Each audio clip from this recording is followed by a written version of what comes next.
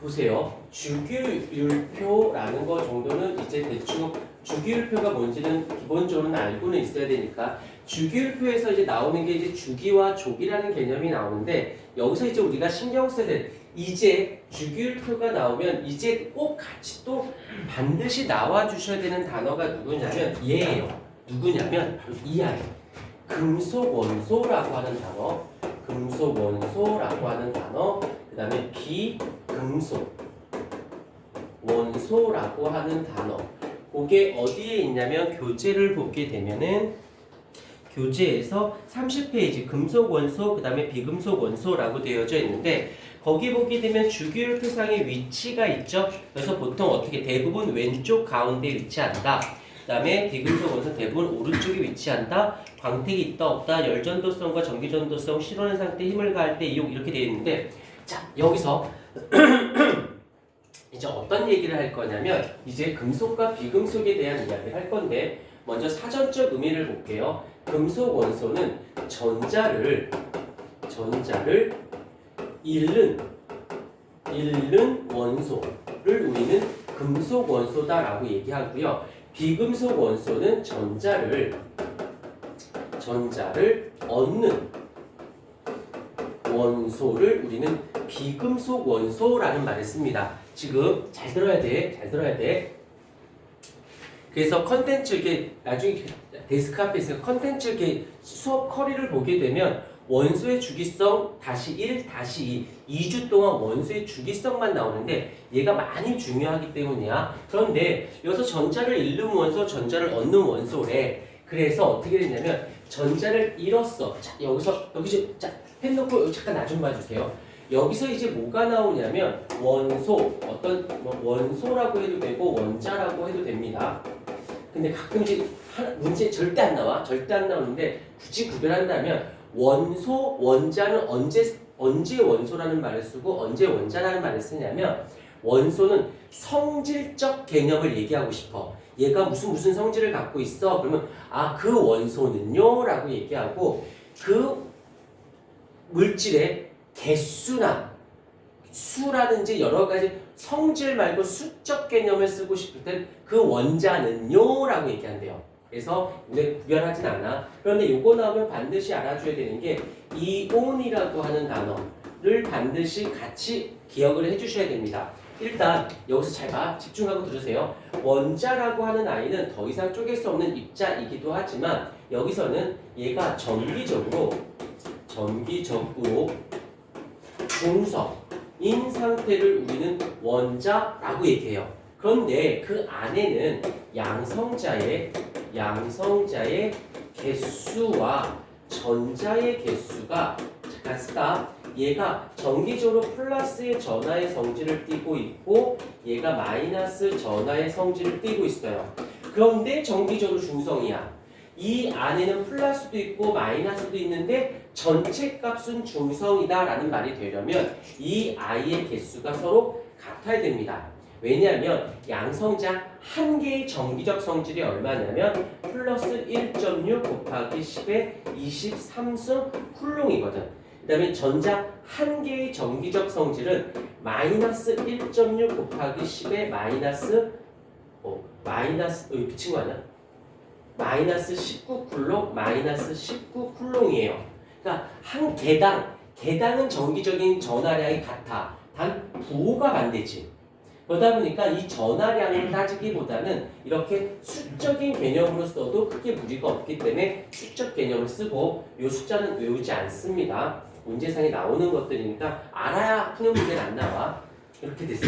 그런데 여기서 이제 요거를 어떻게 할 거냐면 이온이라는 이 말의 뜻은 얘는 전기적으로 중성이지 못한 상태. 전기적으로 중성이지 못한 상태를 우리는 이온이라고 부릅니다. 그래놓고 여기다가 동그라미 줄게. 여기다 동그라미 치고 얘는 출입이 없는 거라고 얘기할게요. 얘는 출입이 없고 그렇다면 얘만 출입이 있어야겠죠. 그랬을 때 여기서 보면 전자를 잃었으니 당연히 양성자의 개수와 전자의 개수 중에서 얘가 빠져나갔으니까 상대적으로 얘가 더 많은 거지. 그 다음에 여기서는 양성자와 전자 중에 전자를 얻었으니까 얘가 더 많아서 플러스가 더 많아, 얘는 마이너스가 더 많아. 그래서 일단 정기적으로 중성이지 못하니까 이온이긴 이온인데 얘가 전자를 잃어서 얘가 상대적 양전하가 더 많다라고 해서 양이온, 얘는 음이 더 많다라고 해서 음이온. 이걸 조금 더 갈게요. 여기서 뒤에 가서 마지막 단원의 산화 환원 반응에서는 이렇게 됐어. 그런 것을 전자를 잃어버려. 그러면 얘는 산화 반응을 합니다. 라는 말을 쓰고요. 여기서는 환원 반응을 합니다. 라고 이야기를 한다라는 거. 자, 이제 나는 금속과 비금속을 하는데 이런 사전적인 개념들을 좀 알고 갔어. 그 다음에 조금 더 계속 할 거야. 이제 어떻게 할 거냐면 이걸 할 거야. 이걸. 무엇을? 금속의 반응성. 자, 이거를 문장화시키면 조금 더 이해가 돼요. 일단 금속이니까 뭐야? 전자를 잃죠. 전자를 이름으로 됐고, 그 다음에 여기다가 반응성, 변화되는 변화 정도라고 이렇게 하면 이걸 묶어보자. 전자를 잃어버려서 변하는 정도, 전자를 잃는 정도. 잘 잃니? 덜 잃어버리니? 라는 뜻이에요. 그러면 여기서 이제 누가 나오느냐면 아까 주기율표를 빼지 말아야 되니까 주기는 아까 얘기했지만 주기율표는 주기와 조, 즉 껍질과 원자과 전자 수에 대한 이야기인데 보자. 여기서 차근히 봐봐. 하나만 이 금속의 반응성만 정확히 배우면 비금속의 반응성은 되게 쉬워져요. 요거 하나만 잘 잡자. 주기율표가 여기에 이렇게 있어요. 얘가 주기율표예요. 자, 잘 봐봐. 이 금속의 반응성에 대한 첫 번째 개념. 일단 주기와 족 중에서 어떻게 할 거냐면 껍질수, 주기에 따른 개념 금속의 반응성 외우지 않습니다. 이해하는 거야. 제가 여기서 주기가 증가한다 라는 말이 있어요. 여기서 주기가 증가한다라는 건 같은 말로 뭐라고 쓰냐면 같은 족에서 원자번호 증가. 자, 외우지 않아. 일단 같은 족이니까 일단 세로줄로 일단 잡아줘야겠지. 여기 족은 세로줄이니까 거기서 원자번호가 증가한대. 그렇다는 말의 뜻은 여기서 동일한 세로줄에 원자번호가 증가한다는 말의 뜻은 주기율표 딴 데 가면 안 돼요. 오른쪽 가고 뭐 이러면 안 되고 위아래로만 가야 돼. 그러면 예를 들자. 리튬이 있고 나트륨이 있고 칼륨이 있어. 그럼 얘가 원자번호 3번, 11번, 19번이야. 그럼 원자번호가 증가한다는 말의 이 의미는 바로 주기율표상에서 아래로 가고 있구나. 아래로 이동한다는 뜻이구나 라고 봐주셔야 돼요. 여기까지 됐어요. 그 말은 그대로 이어갈게. 아래로 가. 그럼 여기가 2주기, 3주기, 4주기. 주기가 증가하네 라는 뜻이에요. 다시 앞으로 와버렸어. 그 말의 뜻은 아까도 얘기했다. 껍질 수가 어떻게 돼? 껍질의 개수가 증가를 하게 된다. 이 말을 그림으로 그려볼게. 껍질 2개, 껍질이 3개, 그 다음에 껍질이 4개. 자, 여기서 이제 끝날 문제가 아니라 더 가야 돼. 계속 가야 돼. 이 말은 껍질 수가 증가하니 같은 말로는 이 양성자, 원자 핵이라고 할게요. 원자 핵하고 전자 사이의 거리가 어떻게 된다는 거야? 늘어나는 거지. 원자핵과 전자 사이의 거리, 원자핵과 전자 사이의 거리, 원자핵과 전자 사이의 거리가 점점 증가하잖아. 그렇다는 것은 거리가 멀어지면 멀어질수록 그만큼 서로 끌어당기는 인력은 어때야 돼? 멀어지니까 인력이 줄겠지. 즉 원자핵이 전자를 붙들고 있는 스테이 능력이 떨어지는 거야.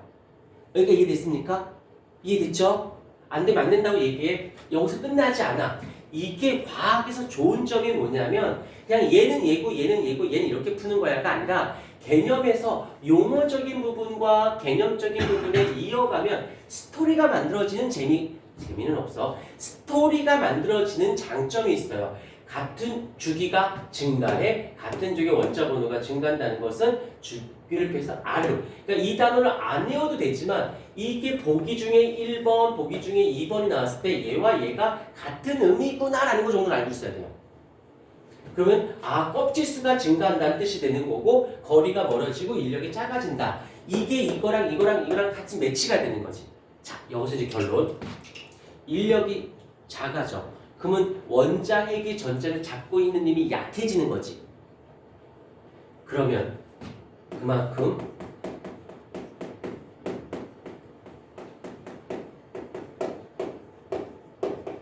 이렇게 써도 이해가 될까?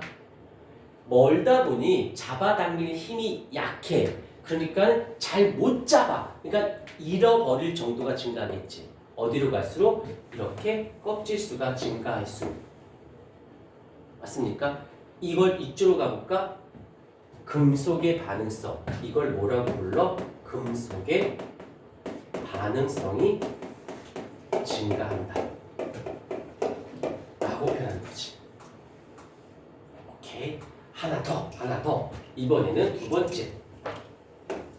사실은 있잖아. 요게 문제상에 보기에 1번, 2번, 3번, 4번, 5번 이렇게 나와. 그리고 옳지 않은 것은 이라고 내면 뭐 하나를 증가, 이거 거리가 커진다, 작아진다, 증가한다는 걸 반대로 쓸 거야. 그러면 외우지 않아도 보기와 보기 사이의 인과관계를 따져주면 그치 원자 번호가 증가한다는 건 오른쪽이나 왼쪽 가는 게 아니라 아래나 위로 가는데 번호 증가하면 아래로 가야겠지. 그러니까 아래로 간다는 건 껍질 수가 증가하는 거니까 거리가 멀어져. 그러니까 머니까 잡아당기는 힘이 약하겠네. 잘 잃어버리네.